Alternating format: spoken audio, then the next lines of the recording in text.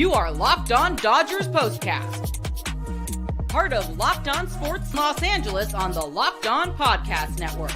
Your team every day. Hello and welcome in to the Locked On Dodgers Postcast on the Locked On Sports LA YouTube channel. I'm your host, Pete Fox, covering sports in LA for both ESPN and NBC Sports Radio dating back to 2007. Or was it 2004? No, 2007. Dodgers with a shutout win today. Get this homestand kicked off on the right foot with a 3-0 win over Brian Wu and the Seattle Mariners, who have the best pitching staff in Major League Baseball, ERA-wise. I thank you guys for pointing that out to me yesterday. Of course, you can listen to us on the Locked On Sports LA YouTube channel or download us on the Locked On Dodgers podcast feed. That's where you find Jeff and Vince doing the daily Dodgers podcast. You make them your first listen, and you make me right here your second listen right after the game. We come on and break it down for you. Gavin Lux stays red hot.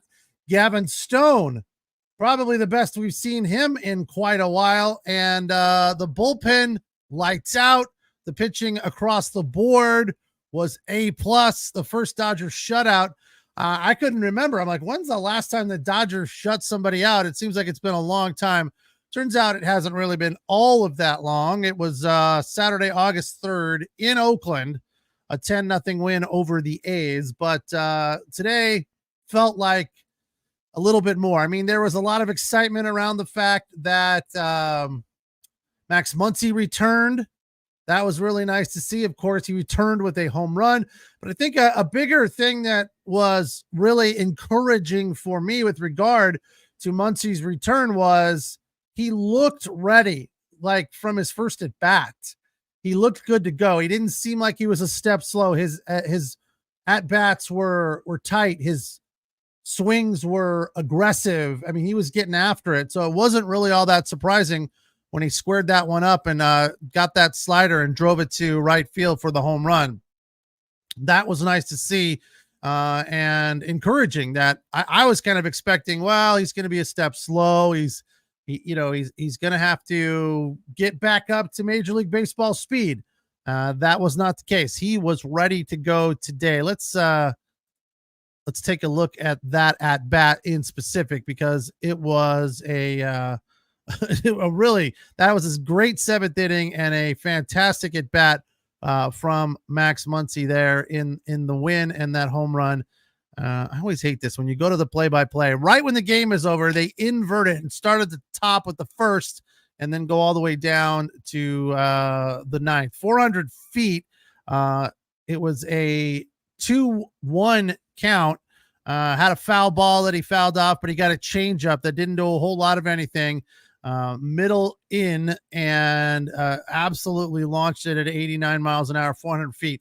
And it came after Gavin Lux hit a home run 393 feet to break a 0-0 tie. So that was also great to see. Gavin Lux continuing to hit it at a very high batting average. His average over the last 30 games is over 360. I don't exactly know what tonight does to his average, but coming into this game, he had a 362 batting average over his last 32 games. That's just red hot. I mean, that's the not just the best on the Dodgers, that's the best across the National League, I want to say. In that period of time, he's just red hot. If he's not the top, he's way up there because that's a smoking batting average. And it's nice to watch. His approach is so much better. Nomar was breaking it down tonight on the broadcast, which I really appreciated hearing.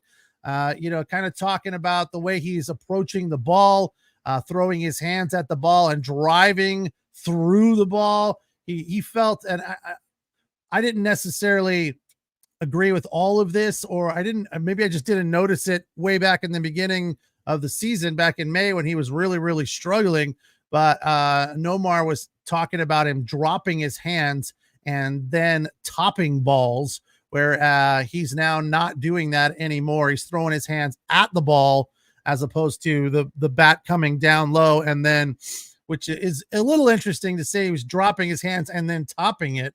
But ultimately, the contact is so much better because, as we've talked about multiple times from different sources, I think Oral was the first one that said it, that one of the big changes for Gavin Lux, he is swinging the bat faster, not necessarily harder. So he's getting to the ball sooner. He's getting started earlier. His timing, his rhythm is all so much better. And that is producing home runs, 3 in the last 9 games and 9 on the season. So he's absolutely red hot. Shohei Ohtani started the game with a hit and then didn't do much more from there, but did hit the ball hard. I believe no Ks tonight for him, and 1 for 3. The first at bat was a single to left, fly to center, and then grounded out to second and walked his last at bat. So it got on twice. Nice night for him. And that ball he hit to second was absolutely laced. Dodgers with a 3-0 win. Gavin Stone, his 11th win of the season. Here's how his 9 Ks went. So he got the Jack in the Box. What are they called? Jumbo Jacks. By the way, I did that once, and it works the way they say it does. You just have to find, I was reading about it before I went to do it to make sure it's a real thing. And sometimes they claim that the person working at the counter in the restaurant does not honor the deal.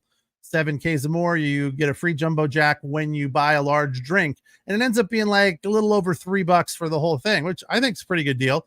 Unless, of course, you're like my friend who doesn't drink soda, and then he thinks it's a ripoff. I'm like, well, you should start drinking soda, because even though it's bad for you, it's good. But anyway, the free Jumbo Jack. I think the one thing that maybe is not highlighted during the broadcast is that it's not the full size Jumbo Jack. It's kind of the mini Jumbo Jack. But, if you're minding your midsection, that's okay. Not a problem. But Gavin Stone, 9 Ks on the night, struck out the side in the 3rd inning. That was nice to see. His first strikeout came on a change, then a slider, then another change, then a sweeper, then 2 4-seamers in a row, then a change. And that change on the 7th strikeout looked really good. It had the batter just fishing there. And then another 4-seam. And the point of that really is that, he wasn't relying on one pitch as his hammer. His strikeout pitches were mixed up, varying throughout the night. And I think that's a good situation to be in. Obviously, it keeps the opposition guessing as to what he's going to go to when he gets ahead of you in the count. So a good night for Gavin Stone as the Dodgers win it 3-0. They've won 3 of their last 4. And unfortunately, the Padres were winners tonight, 5-3 over Minnesota. Diamondbacks also winners. So let's see where that leaves us in the standings. I believe same place it did last night. Dodgers are 3 up on the Padres and 4 up on the Diamondbacks, 74-52, which is good for the best record in the National League and the best record in all of baseball. It is kind of surprising and remarkable to me. The Dodgers have the best record in baseball and just a 3-game lead on the Padres, who now have 71 wins. I guess it could be worse. You could be the Yankees, who are only 1 game behind the Dodgers record-wise in the win column. They're 73-52, and the Orioles are right on their tail. So from that perspective, it could be worse. But things are very interesting. Everyone assumes, I was playing golf today, talking with my buddies who are Dodger fans, and obviously they don't pay as close attention as we do here every day, every night. But my one friend says, well, obviously they'll be in the playoffs because we're trying to play golf in October. And I was like, a little trip. And I said, October is going to be hard for me because Dodgers could be in the World Series. It's quite possible they're going to make a very deep run in the playoffs. He goes, well, getting to the playoffs is guaranteed. I'm like, I don't know that it is, because the Padres are good and so are the Diamondbacks, and they're right on their heels. So, anything's possible. I think it would be remarkably surprising and quite stunning if the Dodgers didn't make the playoffs, being the best team in baseball right now with, as we approach September with basically 5 weeks to go in the regular season. I feel like, and they're just getting better. This is the thing that I want to get into a little bit more. I feel like the momentum is really starting to tick up and roll for the Dodgers for a variety of reasons. And I feel like finally the team is rounding back into shape where we saw them to start the season. And we'll get into some of the additions and changes and player movement that happened today with the Dodgers after the break. I'm Pete Fox. This is the Locked On Dodgers postcast on the Locked On Sports LA YouTube channel, the place to hang out when every game is done. You can also listen to us wherever you download your podcasts on the Locked On Dodgers podcast feed. We appreciate you being our first listen and our second listen, and we also appreciate you allowing us to be your source for your team every day. All right, tonight's episode of the Locked On Dodger postcast is brought to you by our friends at PrizePicks. PrizePicks, of course, is America's #1 daily fantasy sports app with over 5 million active members, and I count myself as one of those. It's the easiest and most exciting way to play daily fantasy sports. Unlike other apps, PrizePicks is simple. You pick two to six players and their stat projections for the day, and it's just you against the numbers. You don't have to worry about playing against other professionals and whatnot. And now you can win up to 100 times your money on PrizePicks with as little as 4 correct picks. That means you can turn $10 into $1,000. You got to pick 4 red demons though to do that. The green goblins are a little bit more my favorite. The numbers are a little bit easier and the odds are a little bit friendlier. Sign up today. This is a nice little bonus. You get $50 instantly when you play $5. You don't even need to win to receive the $50 bonus. It is guaranteed. You think Tyreek Hill will get more than 90.5 yards in week 1? Aaron Jones run for more than 66.5 yards. Cook up some hot takes with your friends and win real money this football season with you and your crew. Run the game on prizepicks.com. I had a 3-way projection yesterday for pitchers and strikeouts. It went south when Kershaw only struck out 2 because he needed to strike out 5. But at least I felt good. There were some consolations that the other 2, I don't even remember who they were at this point, they came through for me. So I hit 2 out of 3. And then you have an opportunity on PrizePicks to make that a selection in that fashion where you can still win or cash if you hit 2 out of 3. So I do enjoy that. Again, that cuts your odds down, but winning is always better than losing. And with preseason football underway, you can pick more or less on 2024 season stat projections on PrizePicks. For example, will Patrick Mahomes throw for more or less than 4,300 yards? Will CJ Stroud's sophomore season results in more or less than 4,150 yards? Enter your season picks before week 1 kicks off. PrizePicks, here's how you get it started. Download the PrizePicks app today, and while you do that, you can use the code LOCKEDONMLB for a first deposit match up to $100. My first deposit was hassle-free and very painless, as are the withdrawals. That's prizepicks.com. Use the code LOCKEDONMLB. PrizePicks for a first deposit match up to $100. PrizePicks, pick more, pick less. It is that easy.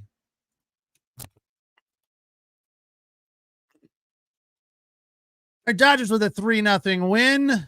And I saw a comment earlier from Roy, I believe, that said, Pete's a little calmer tonight. I don't know if you're referring to yesterday's show or Friday's show, but yeah, Friday I was fired up. Yesterday I was a little fired up yesterday and excited as well. The Dodgers got that 2-1 win. I don't know what it is about Michael Kopech. When he comes in, I get fired up because that guy brings the heat and the energy, and I love that because the Dodgers need that at the back end of the bullpen and across the board. I think it kind of bleeds over into the entire team, just that energy, that excitement. And as I was saying, going into the break, I feel like having Max Muncy back also brings that energy and excitement, a level of comfort for the rest of his teammates. Not that Max Muncy is, a superstar, but he is a viable, regular Major League Baseball player and is a regular part of this team. I was surprised to learn today that Max Muncy is top 10 all time in Dodger home runs. That's surprising, but a huge, big deal. So having him back is nice. It's comforting. It gives you, it's inspiring to a certain extent. It gives you confidence that this team is trending up, heading in the right direction. Same kind of thing we got when Mookie Betts returned. And then Max Muncy returns and hits a home run, and that makes that confidence grow even more. So they put Tommy Edman in there today, a guy that they're very, very high on. So that was nice to see. He got a base hit. All of that's good stuff. I feel like Tommy Edman's a guy that's going to be around. I don't know necessarily that Nick Ahmed will continue to be around, but they played Tommy Edman in center field today, and they sent Andy Pages down, which I was a little surprised by. But I guess he's a rookie. He's a young guy.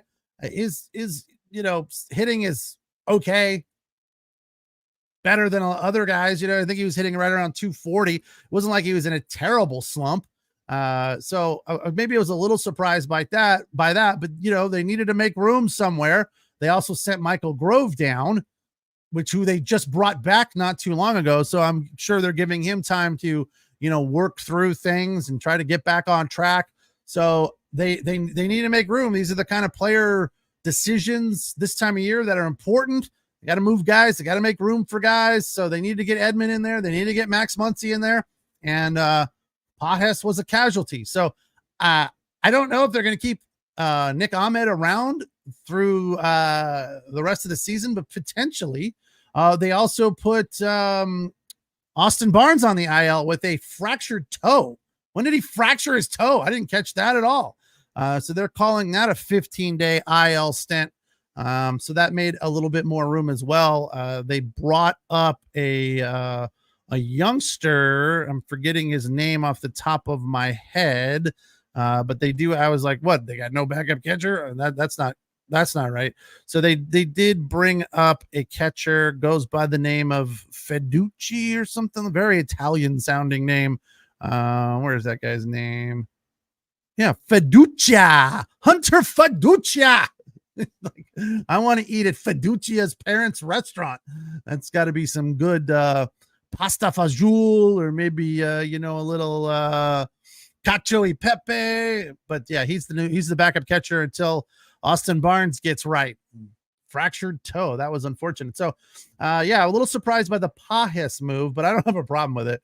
I'm not the biggest Andy Pages fan. I think he's got a ton of potential. Hopefully he can find another swing other than the big one that he takes where he's trying to pull it down the line all the time and hit home runs.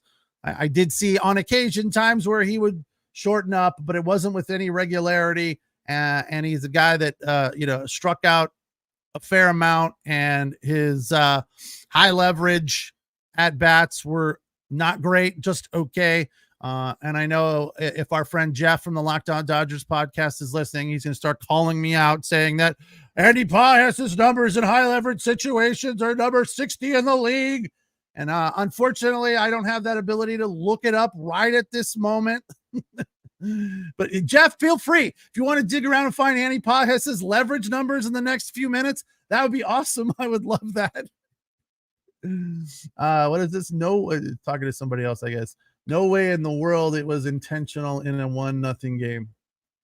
I don't know what that refers to, but I have a feeling it's not something I said. It could be, but yeah. Anyway, yeah, I'm just surprised that they moved Andy Pages down. I think there was no room for him at this point in time. And with Max Muncy being healthy and ready to get back out there, you are not going to, keep Andy Pages around if you don't have to. Another stat that I was really surprised to hear tonight, because I feel like the guys filling in for Max Muncy when he was hurt for the last 3 months did a pretty good job. I thought Kike was good. I'm talking offensively, not defensively.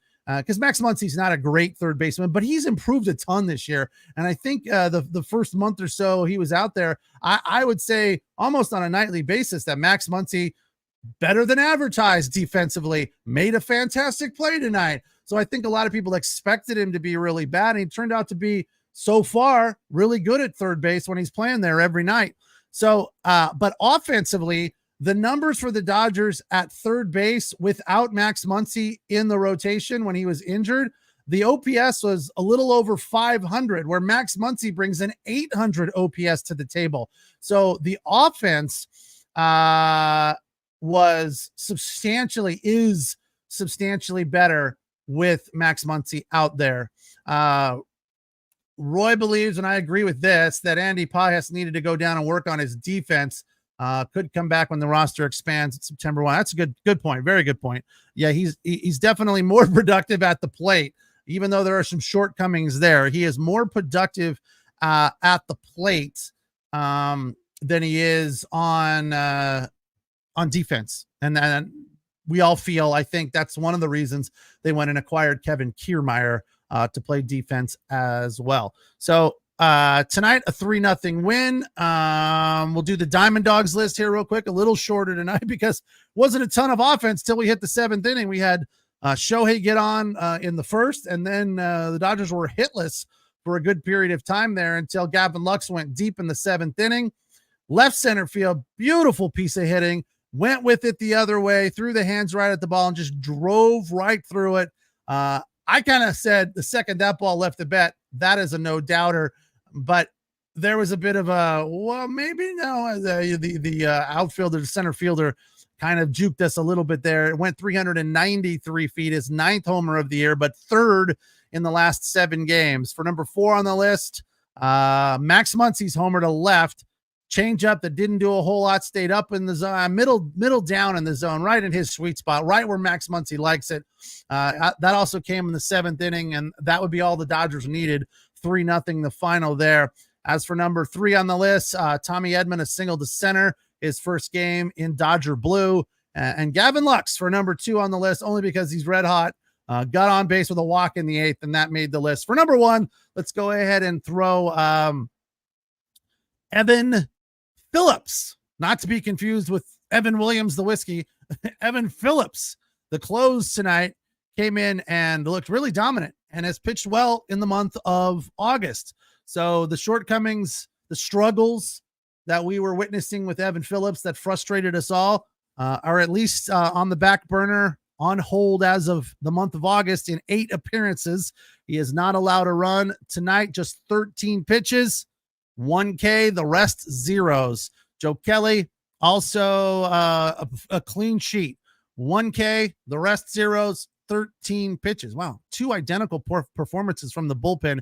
And Gavin Stone, in the event you missed it, went 7 for his 11th win of the season. Just 2 walks and 10 Ks. So a fantastic outing from Gavin Stone. And he just had that calm confidence tonight out there, that blank stare on his face, like, what? This is easy.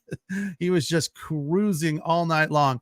This is the Locked On Dodgers postcast on the Locked On Sports LA YouTube channel, the place to hang out when every game is done. Thanks for listening and watching. You can also download us on the Locked On Dodgers podcast feed. That's where you'll find Jeff and Vince, but Jeff flying solo tonight, and he'll be on, he says, live as soon as I'm done here. That's the wrong one. Where is it? Yeah. So be sure to check out Jeff, a completely different viewpoint and a different opinion than I bring here to the table on the postcast. So you make Jeff during the day and Vince your first listen, and you make me your second listen. And we appreciate you everydayers giving us the opportunity to be your source for your team here on the Locked On Podcast Network every day. All right, tonight's episode of the Locked On Dodgers postcast is brought to you by our friends at FanDuel.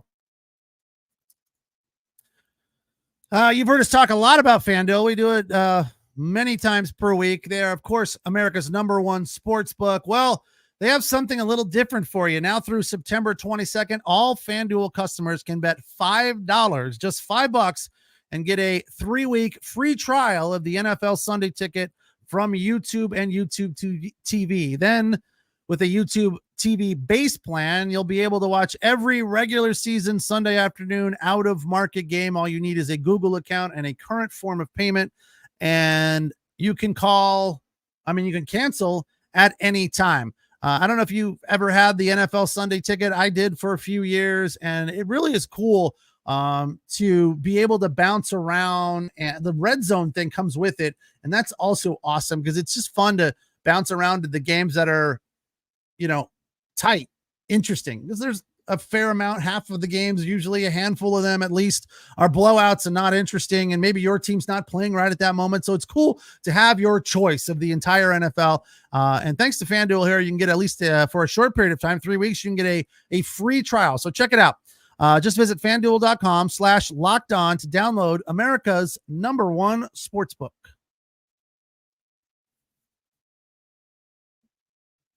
All right, Dodgers post a 3-0 win, kick off this homestand with a win and keep it rolling after taking 2 of 3 in St. Louis on the road. And it just feels like they are rounding into shape, finding momentum, finding energy, finding confidence. It's got to feel good for all of these guys. And they talked a lot today about Joe told a story about Mookie Betts basically losing sleep at night over playing shortstop. Now, they tried to cram down our throat for months at the start of the season, and no matter what, Mookie Betts is the shortstop. But he gets injured, breaks the hand, comes back, and goes to right field. And I guess that was his decision because he was working his butt off. To give him complete credit that he deserves, he was working his butt off at shortstop, and I thought was really getting it. I mean, he made an error here or there. He wasn't the best shortstop in the league, but was very good in getting the job done.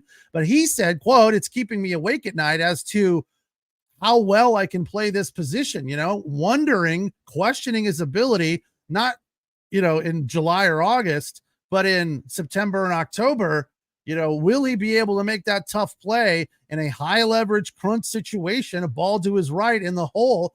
Will he be able to make that play and get the out whereas, maybe a more experienced shortstop, Nick Ahmed, Miggy Rojas, one of these guys, Tommy Edman, could make that play. He said, it's probably the best situation to just put me back in right field. And they said, okay, that's what you want to do. That's what we're going to do. So again, that to me is just smart. Like, if Mookie Betts doesn't really want to play there and you have multiple shortstops, especially when you got a guy like Miggy Rojas, who is a fantastic fielder, and he's hitting the ball. So better than he's hit the ball in a long time, if not ever. So his offense is there, very clutch. Just yesterday, 3 hits for him yesterday. So he continues to be clutch, plays great defense. So there's no need. It didn't seem like there was a need for it. It was square peg, round hole. And I think a lot of you and a lot of us questioned why they felt there was a need for it in the beginning of the season. But they did. And I guess it's good to know that, he can play there. Mookie Betts could pretty much play anywhere if he wanted to. He's a very, very good defender. Probably not the best idea at first base because he's not very tall. As we saw tonight, that worked out good for Freddie Freeman. Had a nice double play, and then he snagged one climbing the ladder there on a line drive. So good defense over there at first base from Freddie Freeman tonight. But Mookie can play just about anywhere. But having him out in right field, where the offense for the Dodgers has been lacking, to be sure, with Outman and Jay and the guys that they roll through right field just really haven't produced all that much. So having Mookie out there is a nice, comforting, settling, reliable player out in right field. He's a very good defender, made a nice play late in the game tonight on the line drive. So that makes sense. And the infield with Rojas and the options that are available there, Edman and Nick Ahmed, also all makes sense. Obviously, Gavin Lux, very good defender at second base and red hot at the plate. Freddie Freeman, a Hall of Famer. And now Max Muncy back at third, and you can rotate and platoon him with Kike, who really came into his own and got very comfortable playing third when Muncy was hurt. So I just feel like across the board, the team, the gaps, the cracks are starting to be filled in. Now it's a matter of gaining confidence, gaining rhythm, gaining momentum, going on a nice little run here. And then as you approach the end of the season, now, obviously, I think from here till the end of September, there's still a ways to go. There's going to be a little bit of there's going to be an off period through there, I'd have to assume. Hopefully it's small. Hopefully it's short. Hopefully it's not a big deal. Hopefully we don't get frustrated and lose confidence. Hopefully this is the start of an incline towards the postseason with maybe a couple of bumps along the way. So I'm feeling good about where they are right now.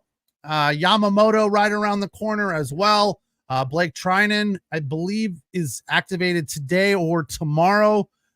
Could fall into that setup role. So as far as the pitching staff goes, I feel like there are, the one question mark really, other than Yamamoto, that's hanging over our head is what's going on with Tyler Glasnow. They act like it's no big deal. Elbow inflammation, it's fine. It's just he's going to rest for 10 days and then he'll be back.